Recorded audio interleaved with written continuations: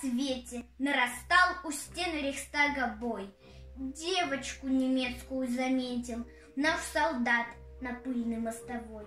У столба дрожа она стояла, в голубых глазах застыл испуг, и куски свистящего металла смерть и муки сеяли вокруг.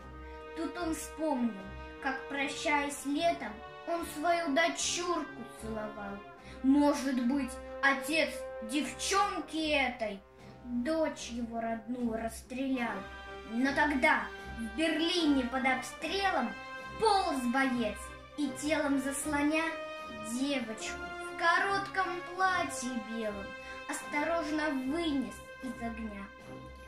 И, погладив ласковой ладонью, он ее на землю опустил. Говорят, что утром маршал Конев Сталину об этом доложил. Скольким детям возвратили детство, подарили радость и весну. Рядовые армии советской люди, победившие войну. И в Берлине в праздничную дату был воздвигнут, чтоб стоять в века, памятник советскому солдату с девочкой, спасенной на руках. Он стоит, как символ нашей славы, как маяк, светящийся во мгле.